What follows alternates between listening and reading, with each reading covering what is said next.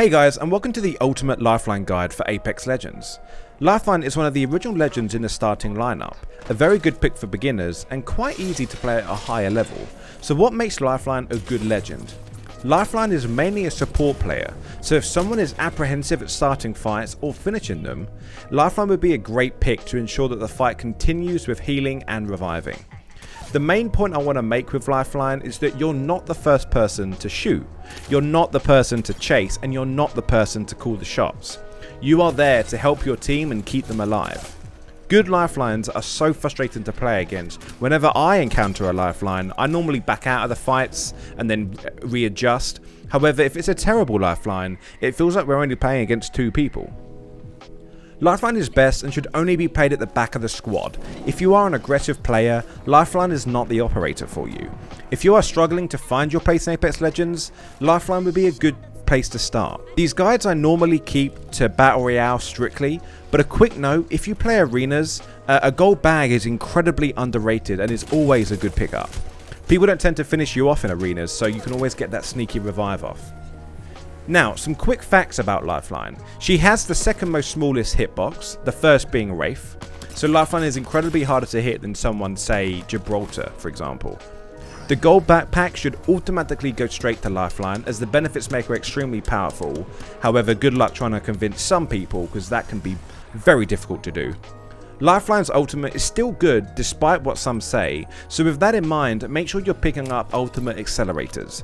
The ultimate does have the longest cooldown out of any of the legends in Apex Legends.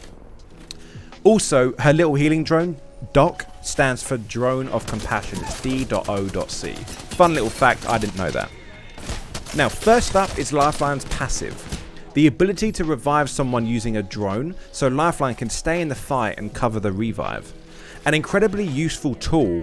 However, in the past, a shield was deployed to form a 30-degree angle facing towards the enemy.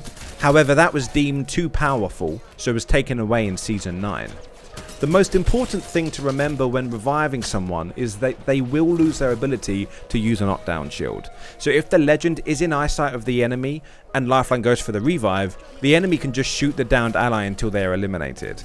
With this in mind, it's good to let your teammate use the knockdown shield to get to safety before you start reviving. This is a huge point that many people are missing. You cannot play Lifeline the same as when she had a revive shield.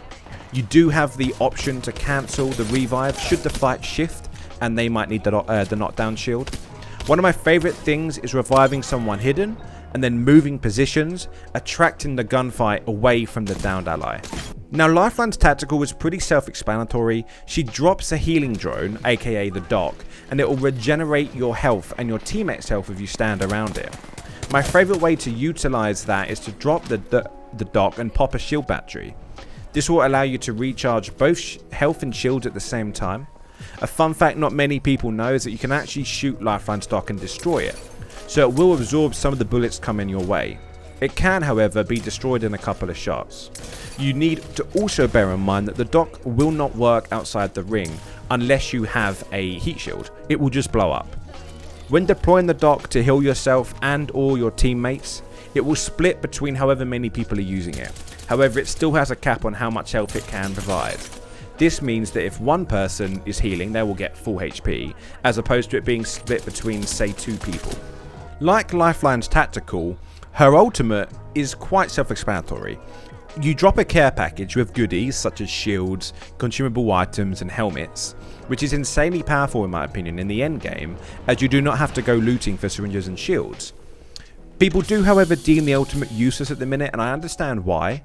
I don't think Respawn know where they want to take Lifeline's ultimate, as towards the end game, the only thing that you should need is healing and shields. Getting a level 3 shield when you have an Evo makes absolutely no sense. Now that you know Lifeline's abilities, let's talk about how we'd utilise them. Now, her revival drone is useful in 90% of situations. Just as I said, do not revive if your teammates aren't safe. This has killed me many times. However, always try to get the heal off should it be safe to do so. You have no idea how many times I have won fights because people have underestimated Lifeline's drone. Right now at the end of Season 9, we're experiencing a ton of Revenant players, and whilst he still isn't OP, he is still a menace to deal with. With that being said, Lifeline is a good counter as when they down someone and then push, Lifeline can get the revive. Also as well, when a team downs someone, they usually go straight in for the kill. The Lifeline revive can actually change the battlefield in that instant and can make it quite scary to attack a team that has a lifeline in case you overextend yourself to then just get killed. Lifeline's ultimate is insanely powerful when reviving teammates. It will give them a good chance of armor and attachments, meaning finding a gun and heading straight into the final fights. So what I mean by this is if your teammate has died and you bring them back in the final 4 or 5 squads, you can call in your ultimate and they get some nice entry level item. Lifeline's ultimate can also be a beacon to enemies, so be careful when calling one in, but with that also being said, you can use it as bait should you wish to do so.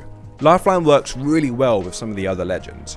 Take Wraith for example. You can portal out and then res, and then get back into the fight instantly. Wraith and Lifeline are a really powerful duo, as the game is all about readjusting the battle to be in your favour. With this, you are retreating from the fight to a safe place to heal and potentially avoid third parties, and then once fully healed and ready, you can enter the battle again almost instantly. Not a Wraith main? Consider Gibraltar, an incredibly underused legend in my opinion, makes Lifeline insanely scary. When Gibraltar drops his dome, all consumable items used inside have a reduced time, and on top of that, the shield can protect the revive. Now that's all the advice I have for Lifeline. If I've missed anything, please let me know, and I hope you enjoyed the video. If you haven't, please consider dropping a like and let me know what you thought about this.